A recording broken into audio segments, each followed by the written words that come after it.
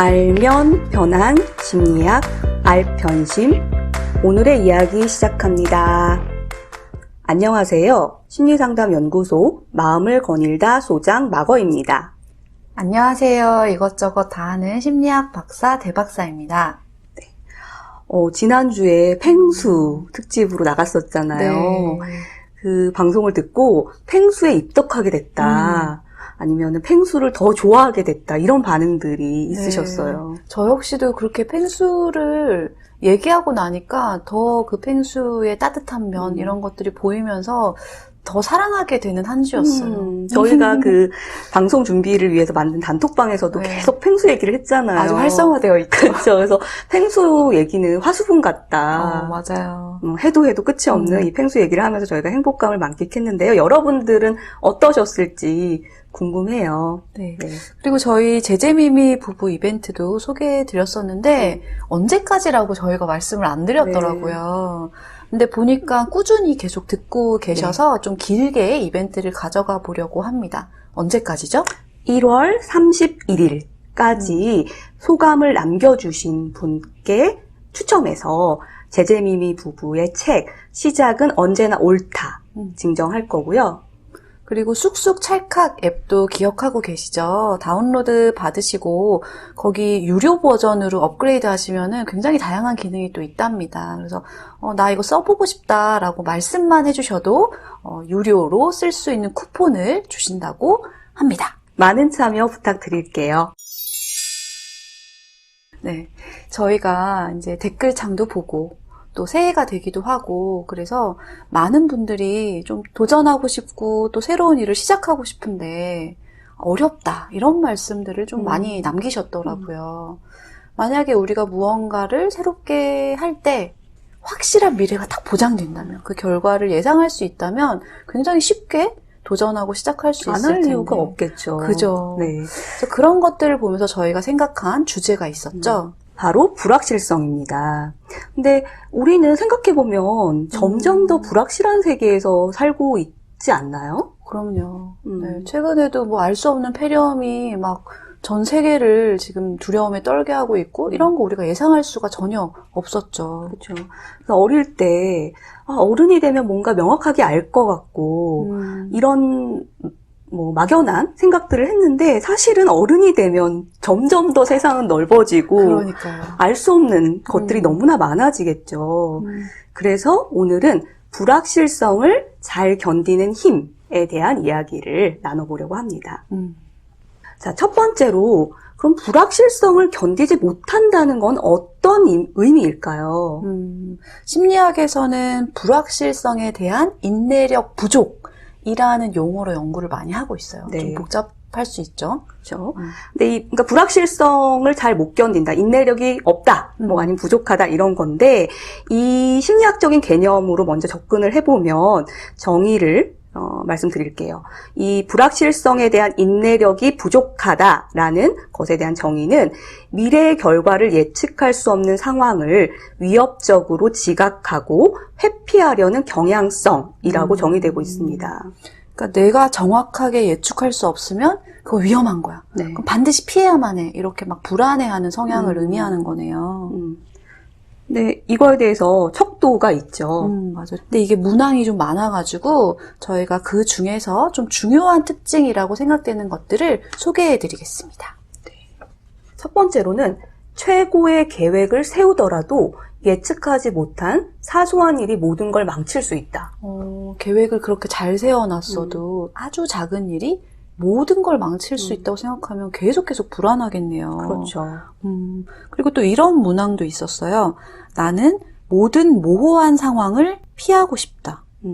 이런 경우가 일이나 이런 거에서 나타나지만 관계에서도 나타나는 것 같아요. 그러니까 상대의 어떤 태도가 살짝 변한 것 같아요. 표정이, 나에 대한 표정이 변했거나, 하는 행동, 예전에 인사를 되게 반갑게 했는데, 이번에 그렇지 않았다 하면은, 이 사람 그게 모호한 상황인 거예요. 그래서, 왜 변했지? 뭐 때문이지? 이러면서, 그 사람 뒤를 캐거나, 주변 사람들한테 물어보거나, 넌지시 막 연락을 해서 알아보거나, 이런 경우들이 발생을 하죠.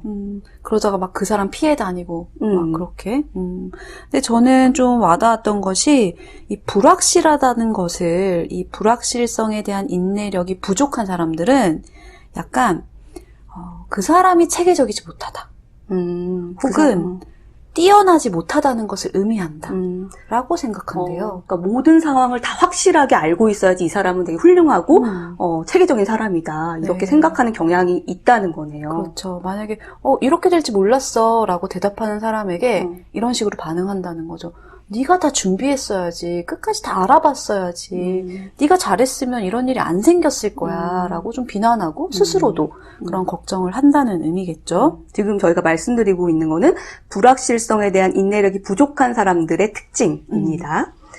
또 이런 것도 있어요. 이것도 비슷한 걸 수 있는데요. 나와는 달리 다른 사람들은 자신의 삶이 어디로 가고 있는지 항상 알고 있는 것 같다. 나만 모른다. 나는 어떻게 해야 될지, 앞으로 미래가 어떻게 될지 잘 모르는데 사람들은 다 명확한 답을 가지고 앞으로 막 쭉쭉 나아가고 있는 것 같아. 이런 생각들을 하고 있다는 거죠. 그래서 이런 사람들은 이렇게 생각한대요. 내일 어떤 일이 발생할지 모르면 마음이 불편하다. 이런 경험 해보신 적 있으세요? 저는 별로요. 전 너무 해봤는데. 저는 딱 이 문항을 읽고 제가 생각났던 게 제가 대학교 신입생일 때. 그 옛날 이야기인데도 아직도 생생하게 그 감각이 막 기억나요. 저는 지방에서 살다가 이제 서울로 대학을 왔으니까 혼자 살기도 했고, 그래서 모든 것들이 다 변한 상황이었어요. 근데 학교 가면 사람들은 다 익숙하게 뭔가 학교를 다니는데 저는 다 낯선 거예요. 그래서 잠들기 전에 이렇게 누우면 내일은 또 어떤 하루가 펼쳐지는 거야. 내일은 또 무슨 일이 생기는 거야. 수업 시간에 교수님이 뭐라고 말할 거야. 어떻게 막 이런 게 너무 걱정이 되면서 제발 내일아 오지 마라. 내일이 제발 안 왔으면 좋겠다. 이러면서 막 잠들었던 기억이 있거든요. 굉장히 불안하고 힘들었겠네요. 네, 밤마다. 그때가 저한테는 불확실성이 최고조였던? 그러니까 만나는 사람도 바뀌고, 먹는 음식도 바뀌고, 이런 것들이 되게 낯설었던, 견디기 어려웠던 시간이었던 것 같아요. 잘 컸네요, 그러고 보니. 그러게요. 지금 잘 서울 시내 견뎠어요. 이렇게 나다니고. 네. 그리고 또 마지막으로 행동에 옮겨야 할 시점에 분명하지 않은 일이 있으면 나는 아무것도 할 수 없다. 그러니까 어떻게 보면은 부적응적 완벽주의를 가진 사람들이 이 불확실성을 더더군다나 못 견디는 것 같아요. 실제로 제가 그런 연구를 봤어요. 완벽해야 된다라고 믿는 경향이 강한 사람일수록 모든 상황에서 다 알아야 되고 꼼꼼하게 다 체크해야 된다고 생각하니까 이 불확실한 것을 견디는 힘이 더 떨어진다. 그래서 실제로 불안함도 많이 느끼고요. 긴장도가 굉장히 높다. 이런 연구들이 있더라고요. 네. 여러분들은 들으시면서 어떤가? 내가 좀 불확실을 잘 못 견디는 게 아닌가? 아니면 뭐 나는 되게 잘 견디고 있는가? 이런 거 한번 생각해 보시면 좋을 것 같습니다. 얘기 나온 김에 마건님은 불확실함을 좀 그래도 잘 견디는 편이시죠? 저는 비교적 그렇죠. 그러니까 뭐 새로운 것도 좀 많이 잘 도전하는 편이고 막 모르는데도 그냥 성큼성큼 가기도 하고.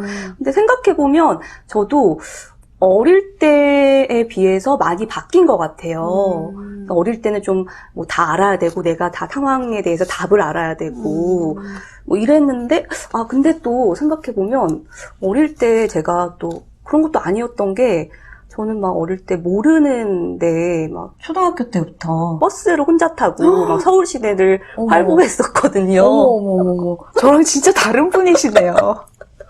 저는 얘기하다 보면 내가 이렇게 살고 있는 거 정말 기적이다. 이렇게 생각이 들기도 하는데 저는 솔직히 고3 때까지 혼자 버스를 못 탔어요. 너무 불안했어요. 굉장히 오실 속의 화초처럼 자라셨군요. 아니, 제가 살던 곳이 지방이라서 뭐 그렇게 버스가 막 엄청 많거나 뭐 그렇게 버스 타고 다닐 만한 동네가 아니기도 했지만 저는 이 버스가 나를 어디로 데리고 갈까 이게 심지어 불안했던 기억이 있어요. 그 노선이 다 있잖아요. 그러니까요. 얘는 정말 너무나 명확하잖아요. 그러니까요.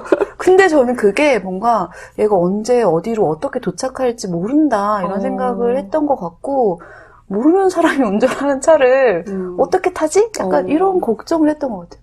그리고 심지어 내가 벨을 눌렀는데 아저씨가 못 들어서 정류장을 지나치면 어떡하지?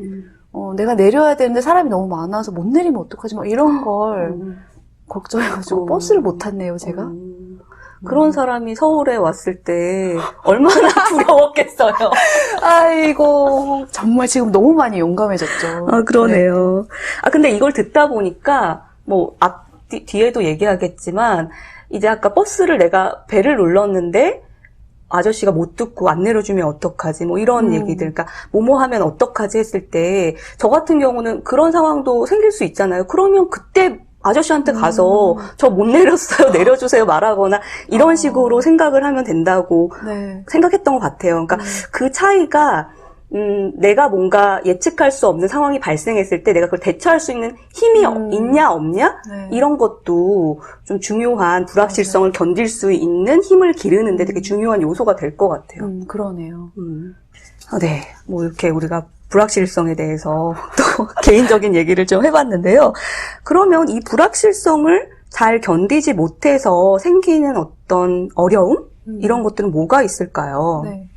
아까 말씀드렸던 것처럼 세상은 불확실한데 이걸 못 견디겠으니까 늘 좀 불안하고 초조하고 약간 우울해지기도 한대요. 그렇죠. 실제로 연구에도 그런 거를 검증한 것들이 있어요. 그래서 불확실성에 대한 인내력이 부족하게 되면은 걱정을 많이 하게 되고, 그러면 이제 그게 불안으로 가게 되고요. 또 이제 우울로 가는 거는 불확실성에 대해서 인내력이 부족하게 되면은 이 상황에 대해서 지난 과거들에 어떤 일이 일어났지 이런 것들을 우리가 흔히 반추라고 얘기하는데요. 되돌려서 생각하는 거죠. 그럼으로써 난 뭐 아무것도 할 수 없어 이러면서 우울하게 된다는 거예요. 저가 한참 이런 불확실성을 못 견딜 때는 예를 들면 버스를 타면 언제 벨을 눌러야 될까? 벨을 못 들으면 어떡할까? 이런 거를 계속 생각하느라고 이 버스를 타고 있는 그 한순간도 편하지가 않았던 것 같아요. 얼마나 신경 쓸 게 많은지, 그러겠네. 여기가 어딘지, 방송이 들리는지, 방송이 맞는지, 막 너무 힘들었던 그리고 기억이 에너지를 엄청 많이 쓰겠네요. 그러니까 그 행동을 하고 싶지 않았을 수도 있겠어요. 네, 버스만 봐도 막 머리가 아프고 그랬던 것 같아요. 그래서 이런 여러 가지 심리적인 문제를 겪을 수도 있다라는 거고요. 두 번째로 뭐니 해도 이 불확실성을 못 견뎌서 생기는 가장 큰 문제는 이 관계에서 나타나는 것 같아요. 맞아요. 나 혼자만 살아도 불확실한 세상인데 누군가와 발맞추어 살다 보니 그 사람의 불확실성과 나의 불확실성이 시너지를 일으킬 수 있겠죠. 네. 그래서 관계를 맺다 보면 사실은 모호한 상황들이 되게 많잖아요. 아까 얘기했던 것처럼 이 사람의 좀 얼굴 표정이 달라졌다든가 어제와 다르게 좀 기분이 나빠 보인다든가 뭐 이런 것들이 있는데 그런 상황을 잘 못 견디고 상대방의 속마음까지 그 의중까지 다 내가 알아야 한다. 그리고 답을 빨리 알아야 된다라고 생각을 하게 되면은 관계에서 좀 어려움이 생기고 불안이 더 높아지게 되겠죠. 뭐 예를 들면은 연락이 안 될 때 그럴 수도 있는데 왜 연락이 안 되냐 계속 생각하고 계속 문자 보내고 뭐 이런 것도 그쵸. 하게 되고 그렇죠. 그리고 만약에 연인 관계에서 이 관계의 끝이 어딘가 그 해답을 빨리 찾으려고 막 너 진짜 나랑 결혼할 거야? 뭐 이런 거 계속 캐묻게 된다든지 이런 것들 그렇죠. 다 불확실성과 관련되겠네요. 네, 그래서 이거와 관련된 연구가 하나 있는데요. 그러니까 불확실성을 싫어하는 남녀는 연인을 어느 정도 신뢰하는 것보다 연인을 전적으로 아주 100% 신뢰하거나 그러니까 완전 신봉하거나 아니면 전적으로 신뢰하지 않거나 완전 불신 이런 쪽을 고른다고 해요. 완전 흑백 논리처럼. 그렇죠. 그러니까 이게 회색지대가 있잖아요, 관계에서는. 맞아요. 그거를 못 견디는 거죠.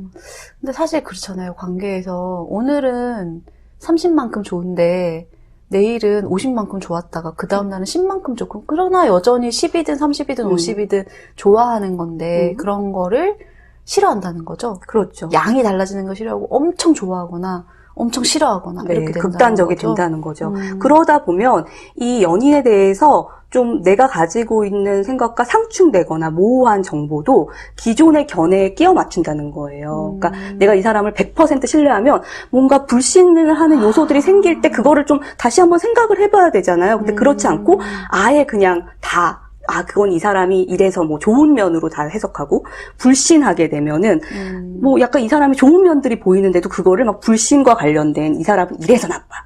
뭐 이러면서 이렇게 끼워 맞추는 식의 행동을 한다는 거죠. 제가 예전에 사례를 한번 책에서 본 적이 있는데, 남편이 바람 핀다고 의심하는 아내에 대한 사례였거든요. 왜 바람 핀다고 생각하냐, 증거가 있냐라고 물었더니, 남편이 코를 골면서 잔다.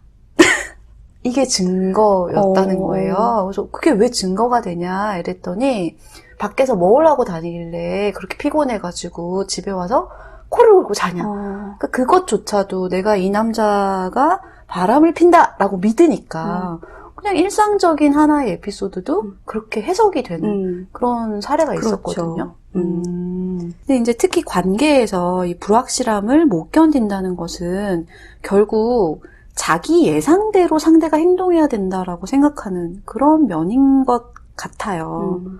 그러니까 상대가 어떤 행동을 할지 내 손 안에 있기를 원하는 거죠. 다 예측하고 싶어 하고. 근데 사실 상대방의 행동은 그 사람의 결정이고 그 사람의 몫이잖아요. 그렇죠.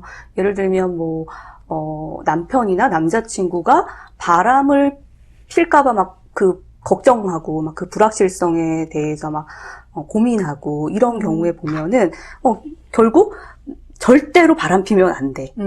이 생각. 그리고 내가 뭔가를 행동을 하면은 바람 피는 걸 막을 수 있을 거야라고 하는데 그 막기 위한 행동들을 보면은 굉장히 부정적인 계속 연락을 한다든지 추적을 위치 추적 이런 걸 한다든지 아니면은 막 그 집 앞에 막 쫓아간다든지 이런 것들 있잖아요. 그런 것들은 사실 관계를 더 망치는, 신뢰를 저하시켜서 관계를 더 망치는 행동이잖아요. 그래서 지금 말한 대로 뭔가 절대로 뭐뭐 하면 안 돼. 절대로 이러이러해야 해. 이런 믿음이 결국은 불확실성을 더 못 견디게 하는 것 같기도 하네요.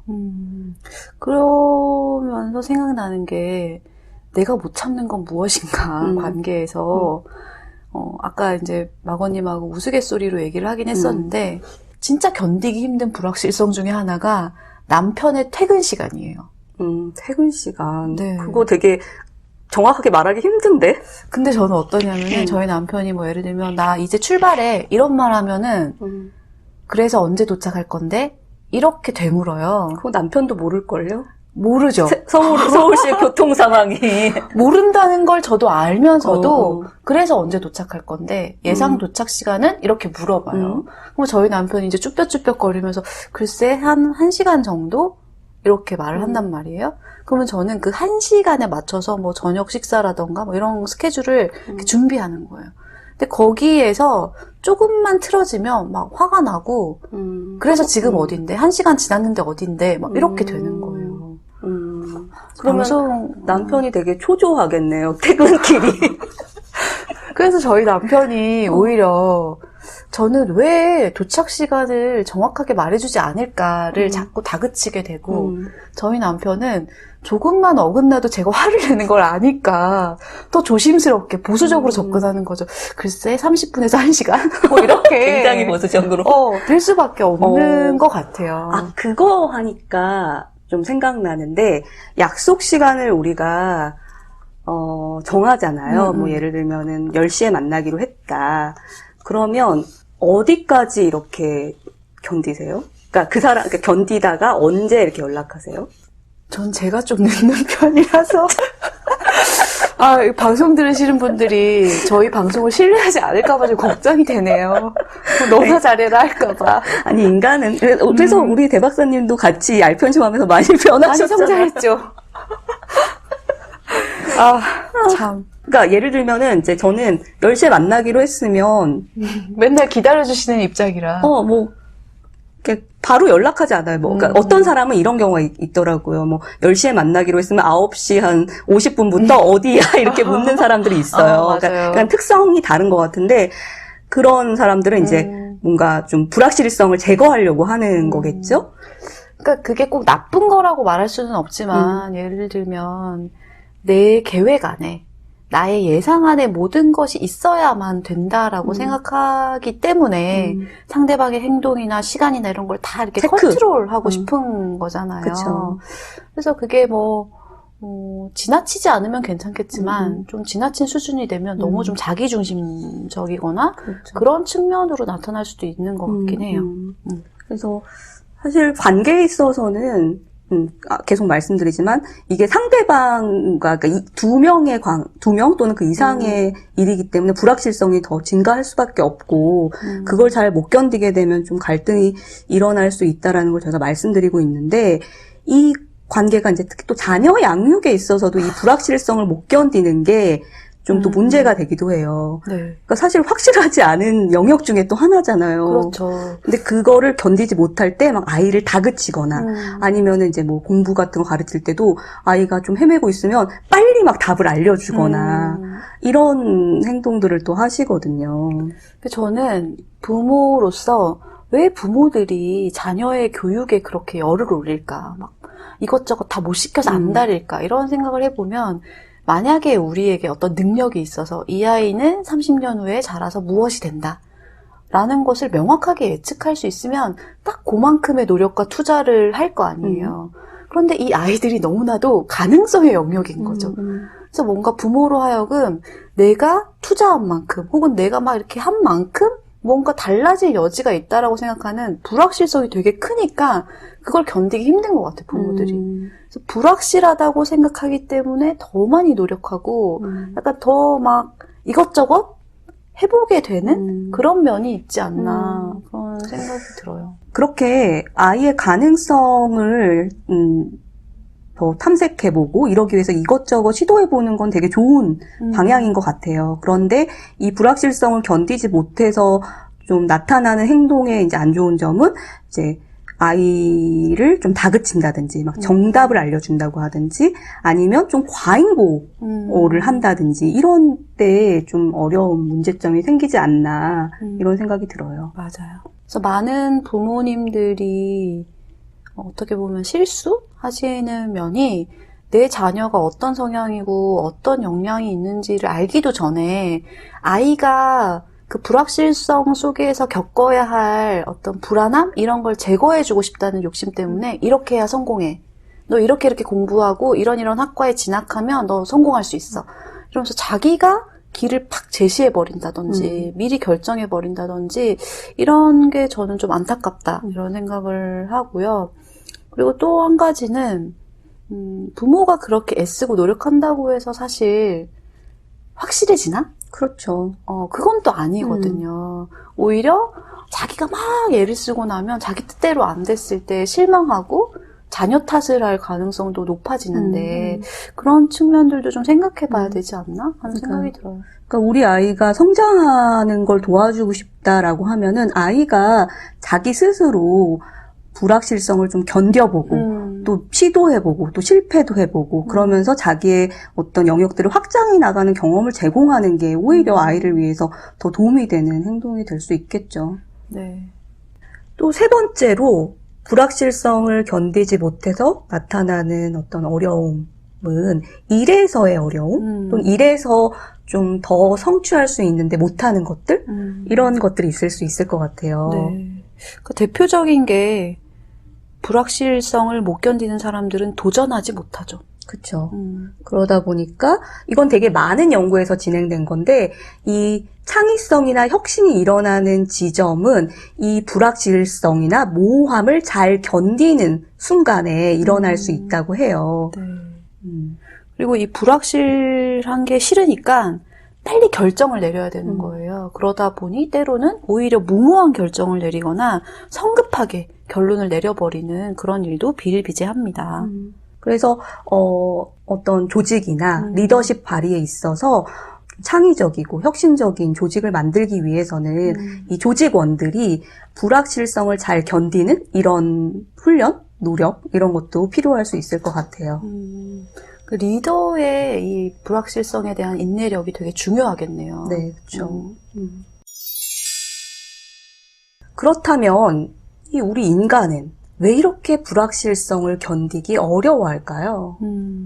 우선은 인간이 이런 모호함 또는 불확실한 상황에 대해서 불안이나 공포를 느끼는 거는 이 원시 시대 때부터 있었던 인간의 본능인 것 같아요. 왜냐하면 세상은 자기 몸은 되게 연약한데 내가 든 거는 맞아. 뭐 막대기랑 돌밖에 없는데 저기서 어디선가 뭐 맹수가 나타날 수도 있고 또 오늘은 먹을 게 있지만 내일은 뭐 한 달 동안 먹을 게 없을 수도 있고. 자연재해. 그렇죠. 그렇기 때문에 인간 뇌에는 원시시대 본능으로부터 나타난 그런 불확실에 대해서 공포를 느끼는 이런 것들이 장착되어 있을 가능성이 높습니다. 사실 저는 이 불확실성을 생각할 때 가장 먼저 떠오른 단어가 죽음이었어요. 우리는 언제 죽을지 모르는 그런 본질적인 불안정성 속에 살고 있지 않나? 그런 생각도 들더라고요. 근데 또 한편 생각해보면 죽음이라는 거는 인간에게 누구에게나 보편적으로 맞아요. 있는 가장 확실한 거잖아요. 네. 그게 진짜 불확실한 것 같아요. 그러니까 죽는다는 건 확실한데 언제 죽을지는 모르니까 그게 좀 더 불안을 유발시키는 것 같다? 이런 생각이 들더라고요. 그래서 죽는다는 게 확실하고 언제 죽을지 모르니까 오늘을 열심히 재미있게 살아야죠. 실존주의. 네. 그 다음에 두 번째로는 이 실패 같은 부정적인 상황, 또 그 실패에 맞닥뜨리면 생기는 그런 부정적인 감정을 예측했을 때 그걸 견디기 너무 힘드니까 이 불확실성이 너무 싫은 거죠. 이걸 피하고 싶고. 그러니까 다른 말로 하면 우리가 불확실성을 못 견딘다는 거는 자꾸 부정적인 걸 예측하게 된다라는 거네요. 그렇죠. 그러니까 막 좋은 일이 생길 것 같을 때 불안하진 않으니까. 뭐 불안할 수도, 아슬아슬할 수도 있는데 그게 싫지는 않잖아요. 우리가 막 어머 나 로또 당첨되면 어떡해 이러면서 막 불안해하진 않잖아요. 그쵸? 막 뭐, 신나하지. 어떻게 할까, 뭐 할까, 뭐 이런 생각하죠. 그리고 또 인간이 불확실성을 견디기 어려워하는 속성, 이유 중에 하나는 이 인간이 가진 종결 욕구 때문이라고 해요. 끝을 보고 싶다는 욕구. 그렇죠. 그래서 크루글란스키하고 웹스터라는 학자들이 만든 개념인데요. 이거는 어떤 주제에 대해서 확실한 대답, 그러니까 혼란과 모호성을 없애주는 답변을 원하는 심리이고요. 그러니까 혼란스럽고 어렵고 이 복잡한 상황을 마주했을 때 그러한 상황 자체를 빨리 끝내버리고 싶어하는 그런 욕구입니다. 그러니까 정답을 빨리 알고 싶은 그런 그렇죠. 마음이네요. 그래서 이 종결 욕구는 두 가지 성향으로 나타나는데요. 하나는 긴급 성향, 또 하나는 영속 성향이에요. 이 긴급 성향이라는 거는 긴급, 최대한 빨리 이 답을 알아서 종결시키고 싶어하는 욕구고요. 이 영속 상황은 이 종결된 상황을 최대한 오래 끌고 싶은, 그러니까 모호한 상황을 만들고 싶지 않고 그렇죠. 그런 특성으로 나타난다고 해요. 그러니까 인간이 이런 종결 욕구가 있기 때문에 모호한 상황을 빨리 끝내고 싶고 불확실한 상황을 맞닥뜨려 하고 싶어 하지 않는다는 거죠. 말씀을 듣고 보니 오늘 주제는 저를 위한 주제인 것 같은데 제가 또 그 종결 욕구가 어마무시한 사람인 것 같아요. 이거 좀 들으시는 분들이 쟤 왜 저래?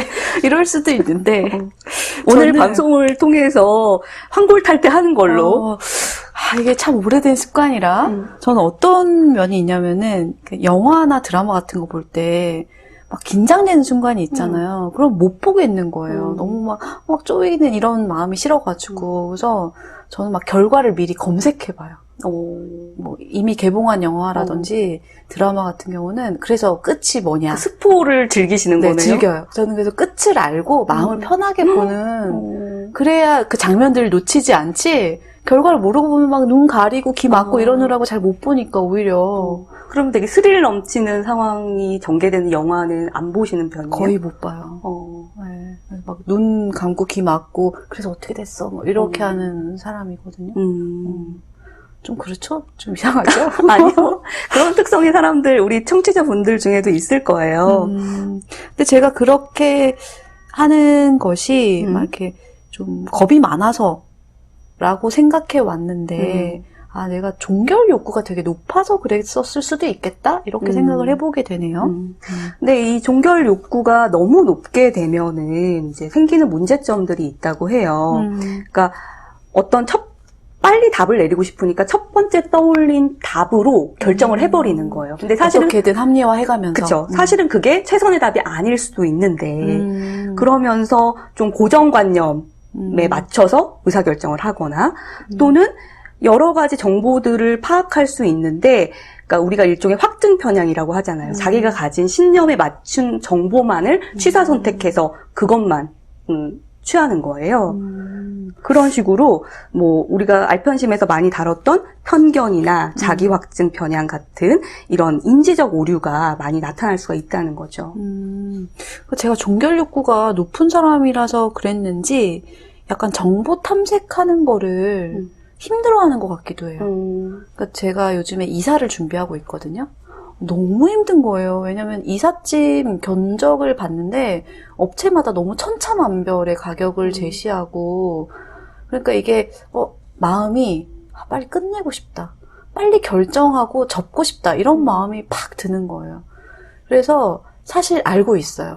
더 많은 업체의 견적을 보고 더 많이 탐색하면 더 좋은 조건의 업체를 찾을 수 있다는 걸 알고 있음에도 불구하고 그냥 제일 처음 본데 거기서 하자, 그냥 여기서 끝내자, 이런 마음이 확 들더라고요.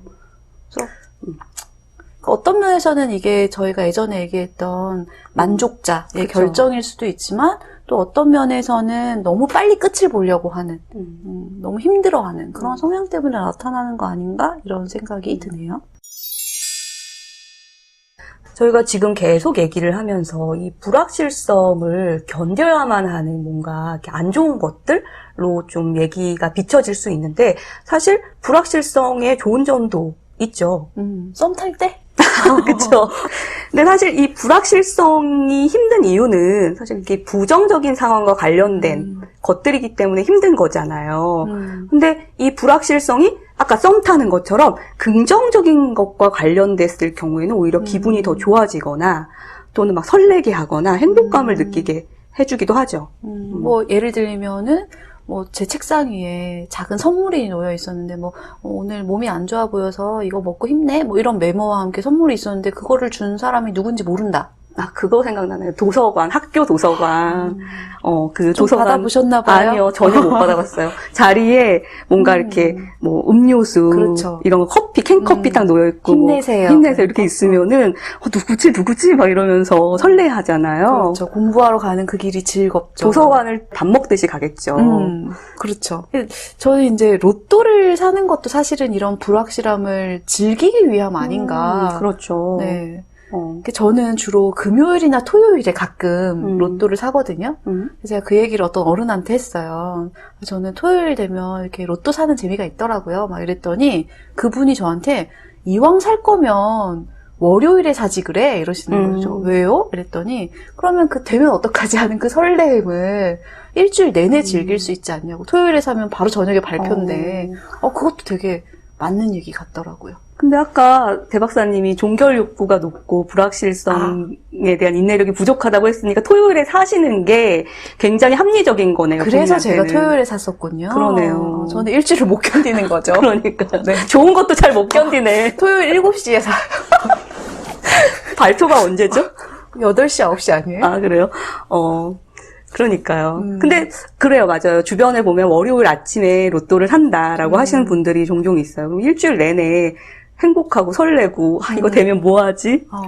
뭐, 누구한테 얼마 줄까? 막 이런 거 있잖아요. 얼마 줄 생각도 하세요? 저희도 항상 남편이랑 그런 얘기 하는데. 너무... 그거 남편하고 얘기하고 사세요? 몰래 사야죠. 저희는 그래도 서로 그 정도는 믿어요. 그 정도는 확실하다고 생각해요. 저는 만약 로또 되면은 아무한테도 알리지 않을 거예요. 갑자기 알편심 접으면? 아니, 그냥 정말 평상시처럼, 행동하면서, 뒤로 즐기겠죠. 갑자기 알편심 접는 그런 일은 없다. 이런 그렇죠. 말씀이시네요. 네. 아니, 무서운 사람이네요. 그리고 또 불확실성의 좋은 점으로, 불확실하기 때문에 이게 미지의 상황인 거잖아요. 그러니까 더 큰 기회를 발견할 가능성이 높아지겠죠. 그 영국의 심리학자인 리처드 와이즈먼이 연구를 했는데요. 운 좋은 사람들의 공통점을 연구를 했대요. 그랬더니 이 불운한 사람은 보통 이 확실한 것을 찾고 불확실한 상황을 기피하는 현상이 나타났고요. 우리가 흔히 행운아라고 부르는 사람, 저 사람 너무 운빨 좋다. 이런 사람들을 연구해봤더니 불확실한 상황에서 더 많이 동참하고 그래서 그 불확실성을 즐기는 사람이더라. 뭐 역사적으로도 많죠. 신대륙을 발견했던 컬럼버스의 경우도 무서워서 알 수 없는 미지의 세상이 무서워서 나아가지 않았다면 뭐 아메리카 대륙은 어쩌면 아주 뒤늦게 발견됐을 수도 있고요. 또는 애플의 아이폰이나 3M의 포스트잇 같은 것, 이런 창의적인 제품도 불확실성을 견디는 상황들에서 만들어진 것들이겠죠. 그러니까 사실 이런 어떤 혁신적인 제품들 이런 거는 어떻게 될지 모르잖아요. 시장 상황이 어떻게 될지 모르고 망할 사람들의 수도 반응, 있고. 특히 새로운 것을 만들어내려면 그런 불확실성을 즐기는 어떤 힘이 있어야 또 불확실하니까 또 해볼 수 있는 그런 거겠네요. 저는 아까 이제 부모님들 이야기를 하기도 했지만 불확실하기 때문에 우리는 사실 노력하는 것 같아요. 만약에 이미 모든 것들이 정해져 있다면 딱 그만큼 딱 그 노력만 할 텐데 어떻게 될지 모른다라는 생각이 있으니까 더 열심히 해보기도 하고 새로운 가능성을 계속 발견하려고 노력하고 그런 것 같아요. 네. 이렇게 이제 불확실성의 좋은 점도 있지만 이 방송에 관심 있어 하면서 들으시는 분들 중에는 불확실성을 잘 못 견디겠어. 늘 나는 걱정이 돼. 그래서 앞으로 나아가지 못해. 이런 경우도 많으실 거예요. 그래서 그런 분들에게 있어서 좀 소개해드리고 싶은 개념이 이 소극적 수용력이라는 겁니다. 좀 낯선 개념인데요. 그렇죠. 그래서 영어로는 negative capability라고 하는데요. 그러니까 부정적 능력인데 이러면은 좀 너무 어감이 부정적으로 들리잖아요. 그래서 이제 번역을 소극적 수용력, 소극적으로 상황을 수용한다는 거죠. 이 개념은 시인인 키츠가 처음 언급한 이후에 정신분석학자인 윌프레드 비온이라는 학자가 개념화를 했는데요. 정의는 어떤 사실이나 이유를 황급히 찾으려고 하지 않고 불확실하거나 놀랍거나 의심스러운 상태를 견딜 수 있는 능력이라고 정의되고 있습니다. 그러니까 적극적으로 수용한다라는 건 왜 그렇게 된 거야? 어떻게 될 거야? 막 이런 거 캐묻고 알아내고 막 이런 건데. 문제를 빨리 해결하려고 하고 근데 이런 능력도 필요해요. 세상을 살아가는 데 있어서. 근데 그것만으로는 안 된다는 거죠. 왜냐하면 세상의 모호한 부분, 알 수 없는 미지의 부분, 이런 것들이 있으니까 이런 것들을 대처하는 힘은 소극적인 수용 능력에 달려 있다는 거죠. 네. 그러니까 소극적으로 수용한다라는 것은 내가 막 다 꿰뚫고 있고, 내가 다 알고 있고, 그러지 않아도 그런 일은 생길 수 있고, 또 내가 모르는 영역이 있어도 그것도 역시 괜찮다. 이런 태도로 이 세상과 어떤 사건들을 바라보는 그런 힘을 말하는 거겠네요. 네. 그러니까 이거를 관계에서 적용을 해보면 소극적 수용력이 좋은 영향을 미칠 수가 있다라는 거죠. 이 사람에 대해서 모호한 부분, 좀 모르는 부분이 있을 때 막 닥달해서 또는 내가 가지고 있는 지식이나 그런 신념 체계에 맞춰서 이 사람을 이해하는 게 아니라 이 사람의 또 다른 세계가 있을 수 있다는 걸 받아들이고 있는 그대로 수용할 수 있으니까 관계에서도 좀 한결 더 여유로워질 수도 있겠죠. 그리고 저는 이 소극적 수용력을 보면서 좀 생각났던 게 이 고등학교 때 처음 독어를 배웠을 때예요. 그러니까 그 전에는 우리가 영어만 배웠잖아요. 근데 이 독어가 영어랑 되게 비슷한 면이 있으면서도 좀 다른 독특한 면들이 있어요. 발음 기호라든지 이 매치가 잘 안 되는 거예요. 그래서 처음에 배웠을 때 한 일주일간은 내가 지금 뭘 듣고 있지? 뭐 이런 생각을 하면서 수업을 들었던 것 같아요. 그리고 저는 이제 좀 그때 뭐 지금도 약간 그런 면이 있는데 내가 가지고 있는 이 논리 체계에 뭐가 딱딱 맞아 들어가야지 그 이해가 되고 그래서 그걸 학습할 수 있다라고 생각을 하는 편인데 내가 기존에 가지고 있던 그 언어 체계랑 너무 다르니까 되게 답답한 거예요. 그랬는데 견디고 나서 보니까 어느 순간 이게 이렇구나 하고 통달되는 상황이 오더라고요. 제가 저번에 독어 발음 잘못해가지고 이런 얘기하기 좀 그런데 원래 한 20년 언어 안 쓰면은 다 잊어버리는데 어쨌든 그때는 그래서 통달돼서 독어를 꽤 잘했었어요. 그러니까 그런 학습 상황에서도 그런 것들이 되게 많이 생기는 것 같아요. 그러니까 어떤 내가 이해되지 않는 그런 모호한 영역을 잘 견뎌서 그때 어느 순간 빵 하고 이거구나라고 오는 순간들이 있잖아요. 그러니까 저는 자꾸 얘기를 듣다 보면 결국 이 불확실성을 못 견딘다는 것은 내 예상에 벗어나는 게 싫다는 의미인 것 같아요. 내가 가진 기존의 지식과 체계와 이런 걸 흔들지 말아달라. 이런 것 같거든요.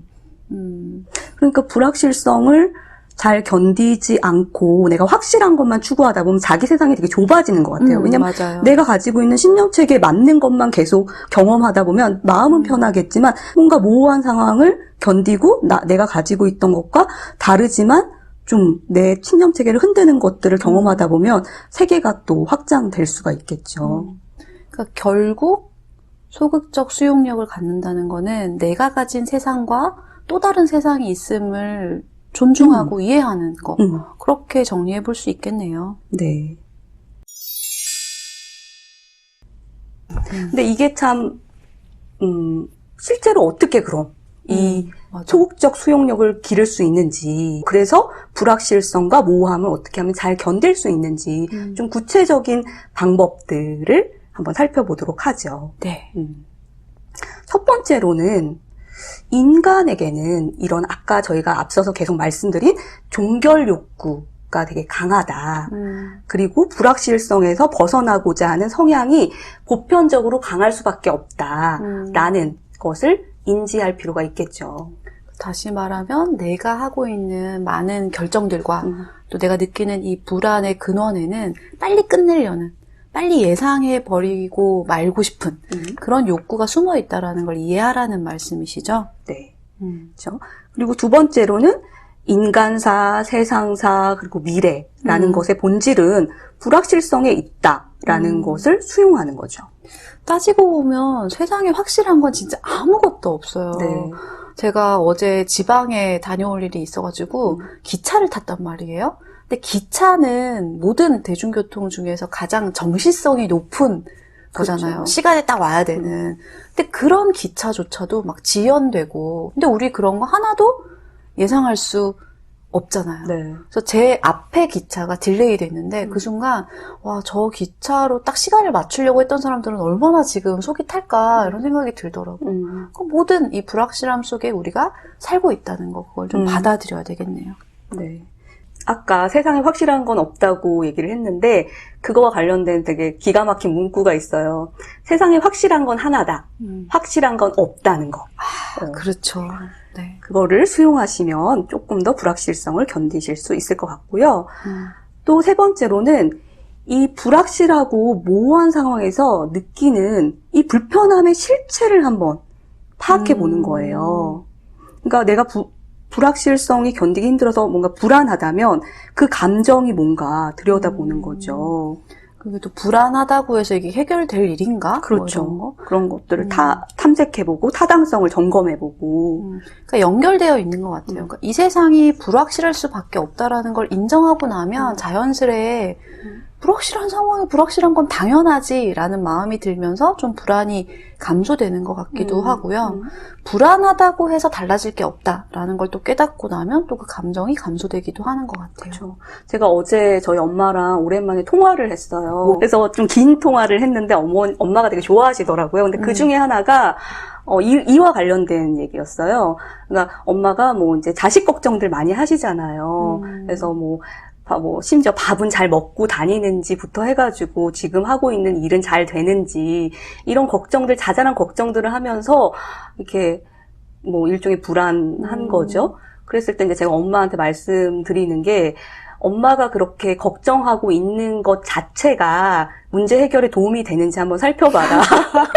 엄마랑 상담을 또. 네. 네, 그래서 그날 잠잘 때 이렇게 잠자리에 누워서 걱정하는 것들이 그러니까 엄마의 자식들의 문제에 해결된다면 하셔도 된다. 근데 사실 해결을 해주는 건 아니지 않느냐. 그래서 그러면은 그 시간에 편안하게 다른 생각 하셔라. 이렇게 말씀을 드렸거든요. 그러니까 엄마도 그렇지 하시면서 이제 수용을 하시더라고요.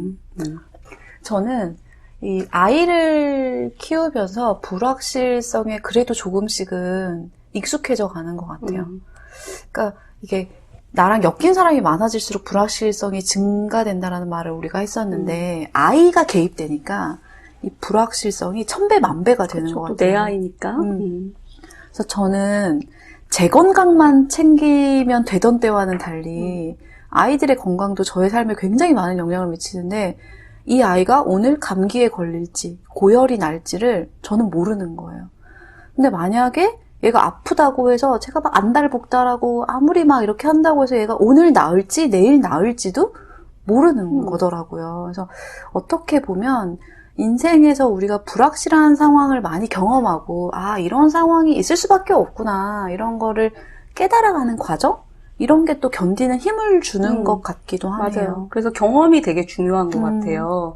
그러니까 뭐 어릴 때는 불확실한 것들에 많이 노출되지도 않거니와 보호받으니까 이제 그 힘이 작잖아요. 근데 점점점 세상에 나아가면서 그 불확실성에 도전하고 맞닥뜨리다 보면 이거 별거 아니네 맞아요. 하는 경험들이 생기고 그러면 좀 일종의 자신감 같은 게 생기는 거죠. 내가 뭐 어느 정도 할 수 있네라는 생각이 들면서 이 힘이 길러지는 것 같아요. 이제 저는 버스 잘 타거든요. 그러니까요. 혼자서 벨도 잘 누르고 경험을 통해. 네. 그리고 그 다음으로 불확실성을 또 그렇다고 그냥 마냥 냅두라는 건 아니에요. 이 중에서 내가 줄일 수 있는 것들은 줄여보는 노력을 하고 그것을 위해서 행동하는 것들 이런 것들도 불확실성을 줄이는 방법 중에 하나겠죠. 맞아요. 이 불확실성에 대해서는 심리학에서만 연구를 하는 거는 아니고요. 사실 경제학 쪽의 연구가 굉장히 활발합니다. 제가 이제 자료를 보다 보니 되게 의미 있게 다가오는 게 있었어요. 미국 시카고 대학의 경제학과 프랭크 나이트 교수가 이렇게 말을 했는데요. 불확실성을 크게 두 가지로 구분할 수 있대요. 하나는 측정 가능한 불확실성이고 다른 하나는 측정 불가능한 불확실성이다. 이렇게 구분을 했습니다. 그러니까 측정 가능하다라는 거는 다양한 정보나 어떤 지식들을 통해서 예상할 수 있다는 의미고요. 아무리 많은 지식과 경험을 가지더라도 결국 모르는 영역이 있는데 그것은 측정 불가능하다. 이렇게 구분을 한 거죠. 그러니까 측정 가능한 불확실성은 우리가 노력을 통해서 줄일 수 있고 그렇죠. 근데 측정 불가능한 불확실성은 어떻게 할 수 없는 통제 밖의 영역으로 두라는 거네요. 네. 이게 불확실성이 또 높은 영역 중에 하나가 투자잖아요. 경제적인 특히 거. 주식 투자 같은 경우.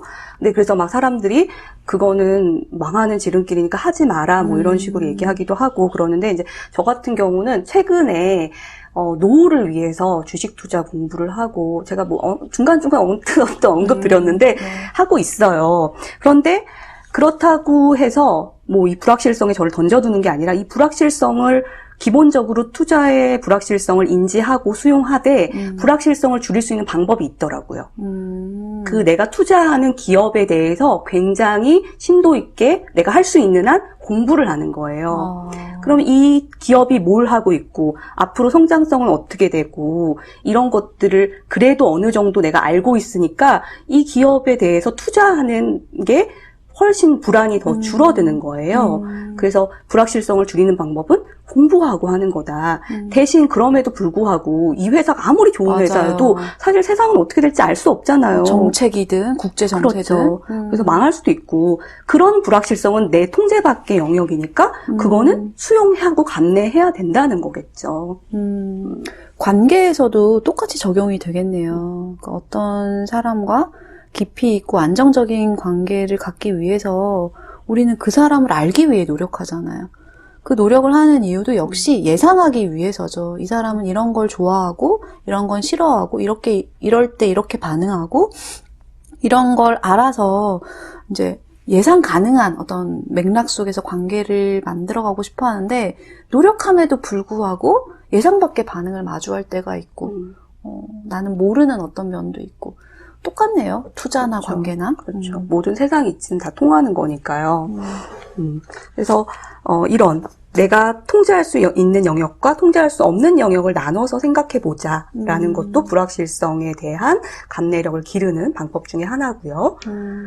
또 하나는 지금 내가 하고 있는 행동이 정말 불확실성을 감소시키고 있는가를 자문해 보실 필요가 있을 것 같아요.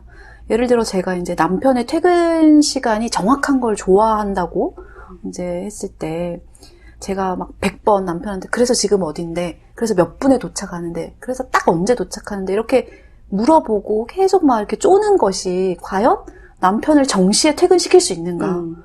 아니라는 거죠. 그렇다면 무엇이 더 도움이 될까 생각해보면 좀 더 그 범위를 넓게 잡고 이럴 수도 있고 저럴 수도 있구나. 뭐 이렇게 좀 여유를 가져보는 거 오히려 더 도움이 될 것 같아요.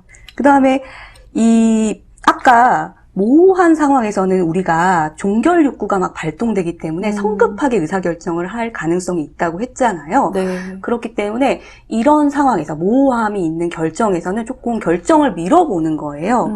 그리고 나서 나중에 조금 기분이 달라졌을 때 또는 좀 침착해졌을 때 생각해 보는 것도 불확실성으로 인한 폐해를 줄이기 위한 방법이 되겠죠. 그러니까 빨리 결정해야 될 것만 같을 때가 오히려 결정을 해서는 안 되는 시기다. 그럴 수도 있겠죠.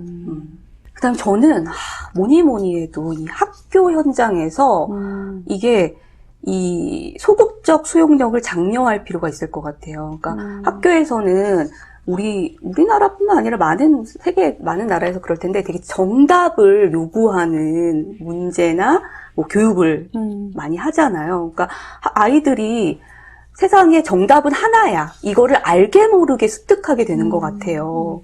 그러니까 세상에 나와서도 하나의 확실한 정답만을 추구하려고 하고, 그래서 확실성을 추구하려고 하고, 불확실성을 회피하려고 하는 이런 경향들이 생기지 않나. 그러니까 세상에는 다양한 가능성이 존재하고 어떻게 될지 알지 모르는 복잡한 상황 속에 우리가 놓여 있다. 이런 것들을 어릴 때부터 좀 배울 수 있도록 환경을 필요가 있겠네요. 조성해야겠죠. 근데 저도 그렇고 많은 분들이 나는 진짜 불확실성을 정말 못 견뎌, 문제야 이렇게 막 느끼시는 분들이 계실 텐데 생각해보면 여러분 진짜 잘 견디고 계실걸요? 이 세상이 너무 불확실하잖아요. 모든 것이 알 수 없는 상황들이 되게 많죠. 나에게 앞으로 어떤 사고가 날지 이런 거 우리 모르지만 집을 용감하게 나서고요. 네. 우리가 살고 있는 이 매 순간이 사실은 불확실함을 다 견디면서 여러분 잘 지내고 계시거든요. 그래서 여러분 아무리 나 인내력이 없어 막 싶으신 그 순간에도 지금 여러분 잘하고 계시다는 것도 느끼셨으면 좋겠어요. 오늘 알편심에서는 불확실성을 견디는 힘에 대한 이야기를 나눴는데요. 오랜만에 돌아왔네요. 대박사의 정리 시간에서 정리 한번 해볼게요. 네. 오늘 저희가 불확실성에 대한 인내력 부족이라는 심리학적 개념을 소개해 드렸어요. 우리의 삶이 불확실성이 가득 차 있는 세상을 살아가고 있고, 인간은 본질적으로 그걸 불편해하는 것은 사실입니다. 그런데 유난히 이 불확실성을 못 견디는 사람들이 있어요. 그래서 다 계획하고 다 알려고 하는 사람들이 있는데요. 그럴 때 우리는 불안이나 걱정, 성급한 의사결정 등 다양한 문제에 직면하게 됩니다. 특히 종결 욕구, 빨리 끝내려는 욕구가 강할 때 이런 문제점이 더 강하게 나타날 수도 있고요. 그래서 여러분, 불확실성이 무조건 나쁜 건 아니지만 이것을 잘 견뎌내시기 위해서는 소극적인 수용력을 키워보시길 권해드렸죠. 인생은 본질적으로 불확실성이 있다. 내가 모르는 것은 당연히 있고 몰라도 그렇게 큰일이 나지 않는다. 라는 태도로 오늘 하루하루를 힘내서 살아가시길 바랍니다. 마치기 전에 공지 말씀드려야겠네요. 벌써 설이더라고요. 그러게요. 저희가 설 연휴가 있는 일요일, 다음 주 일요일에는 방송을 쉬기로 했습니다. 이렇게 불확실합니다, 인생이. 그래서 그렇다고 해서 여러분들 들으실 거 없는 거 아니잖아요. 지난번에 추석 특집 기억하시죠? 복습하셔야죠. 네, 복습하시고 또 예습하시고 설을 맞이하시길 바랍니다. 그리고 저희가 돌아올 때는 알편영으로 돌아오겠습니다. 네, 2월 2일이죠. 그때 알편영에서 준비한 영화는 벌새입니다. 명절 때 한번 보셔도 좋겠네요. 괜찮겠네요. 네. 이 김보라 감독의 독립영화이지만 굉장히 좋은 평을 받았던 이번에 대종상 후보에 아주 여러 영역에서 노미네이트 했더라고요. 그렇죠. 이 벌새로 만나 뵙게 될 테니까요. 많은 기대 부탁드릴게요. 2020년 설 모두 행복하고 즐겁게 보내시길 바라고요. 네, 맛있는 것도 많이 드시고 많이 웃으시길 바랍니다. 오늘 알편심 어떠셨나요? 알게 되어 좀 편해지셨나요? 오늘은 볼테르의 말로 인사드릴게요. 불확실한 것은 불편하다. 하지만 확신은 어리석은 일이다. 오늘도 수많은 알 수 없는 일들이 생기는 하루일 겁니다. 그래도 여러분은 잘 견딜 겁니다.